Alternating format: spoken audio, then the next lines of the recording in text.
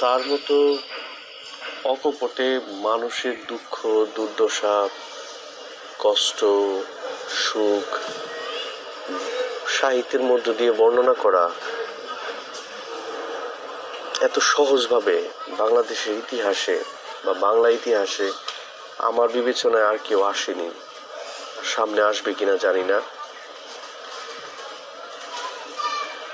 হাসান মামার মধ্য দিয়ে মানুষের জীবন দর্শন যেভাবে ফুটিয়ে তুলেছে, এক বিরল একটা উদাহরণ হয়ে থাকবে বা আছে। এবং হুমায়ুন আহমেদের বাকের ভাইয়ের যে প্রত্যেকটা ক্যারেক্টার, চরিত্র, আপনি যদি খেয়াল করেন যে হুমায়ুন আহমেদের অয়ময় কি অসাধারণ নাটক। আজ রবিবার, একটা পরিবার, সেই পরিবারের মেয়েরা কিভাবে বড় হচ্ছে, বড় চাচা, মেয়ে, ছোট চাচা, মেজো চাচা, তার কাজের বুয়া, তার বাড়ির কেয়ারটেকার, সেই বাড়ির দাদা, তার জীবন দর্শন, মেজো চাচা, ছোট চাচা হিমু, তার জীবন দর্শন, মেজো চাচা সাইকিয়াট্রিস্ট, তার জীবন দর্শন, বড় চাচা হাসন পাগল, একরকম উদাসীন ফিলোসফার, তার জীবন দর্শন। এবং মেয়েদের একজন দুজনই খুব গান পাগলা, সবগুলো ক্যারেক্টার আবার এই দুইটা মেয়ের মধ্যে কিছুটা টাচ করে গেছে। কি অসাধারণ আজ রবিবার নাটকটা। এখনো আমি যেটা সবসময় বলি যে কোথাও কেউ নেই পৃথিবীর ইতিহাসে, যদি ট্র্যাজিক ড্রামা বলি, বিয়োগাত্মক নাটক বলি, সেখানে কিং ইডিপাস সফোক্লিসের একটা বিশাল উদাহরণ হয়ে আছে পৃথিবীতে। যদি আমি সেটাকে প্রথম স্থান দিয়ে দেখি পুরো পৃথিবীর বিচারে, কিন্তু মাঝে মাঝে মনে হয় যে সফোক্লিসকেও কখনো কখনো ছাড়াই গেছে কোথাও কেউ নেই এই নাটকটি। কারণ এই নাটক, একটা নাটকের চরিত্রের জন্য শাহবাগ থানায় জিডি হয় যে আগামীকালকে মিছিল হবে, বাকের ভাইয়ের ফাঁসি বন্ধ করতে হবে। এবং শাহবাগ থানায় জিডি হলো যে ভাঙচুর হতে পারে, মিছিলের ঝামেলা হতে পারে, শুধু একটা কাল্পনিক চরিত্র নিয়ে। কি অসাধারণ, মানে ভাবতে আমার এই গায়ের লোম শিহরিত হচ্ছে, এখন লোমগুলো দাঁড়ায় গেছে।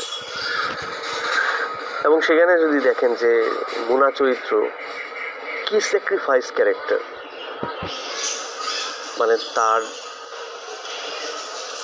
বাবা নাই, মা নাই, সে মামার কাছে মানুষ,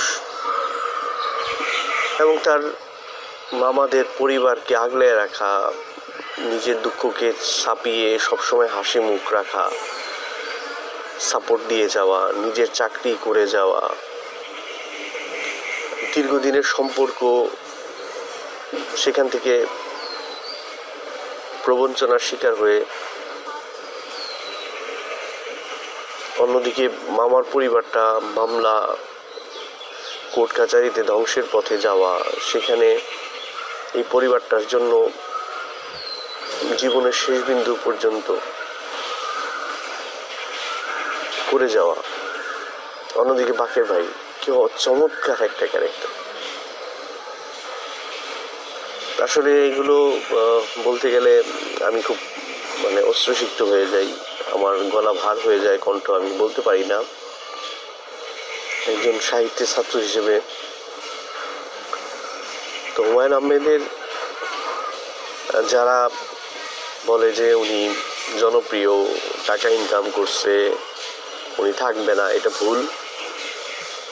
আমার দেখা কন্টেম্পোরারি লিটারেচার বলে, যে সমসাময়িক সাহিত্য বলে 30 বছর যে টিকে থাকে, তা আমি মনে করি যে হুমায়ুন আহমেদ বাংলাদেশ যতদিন টিকে থাকবে শুধু সমসাময়িক না, সে জনপ্রিয়তাকে ছাড়িয়ে কালজয়ী সাহিত্যিক হিসেবে উপন্যাসিক হিসেবে, কবি হিসেবে, নাট্যকার হিসেবে, প্রাবন্ধিক হিসেবে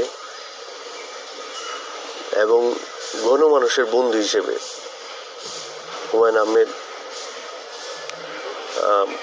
টিকে থাকবেন, এটা আমার বিশ্বাস, দৃঢ় বিশ্বাস। আর হুমায়ুন আহমেদ মানুষ হিসেবে চমৎকার ছিল। আপনি দেখেন ঢাকা বিশ্ববিদ্যালয়ের সে রসায়ন পড়াতো, ঢাকা কলেজে আবদুল্লাহ বুসাইদের ছাত্র সে, ঢাকা বিশ্ববিদ্যালয়ের রসায়ন পড়াতো। তখন উনি বিশ্ববিদ্যালয়ের ঠিকমতো ক্লাস নিতে পারে না, তার বেতন ঠিকই অ্যাকাউন্টে যায়। তখন সে সেটাকে স্টপ করে যে আমি বিশ্ববিদ্যালয়ে সময় দিতে পারি না, আমি কেন টাকা নিব। কি চমৎকার সততা হুমায়ুন আহমেদের। মানে Humayun Ahmed is an excellent writer in our country. Undoubtedly, I can say boldly, Humayun Ahmed is Humayun Ahmed. Nobody can compare with no one.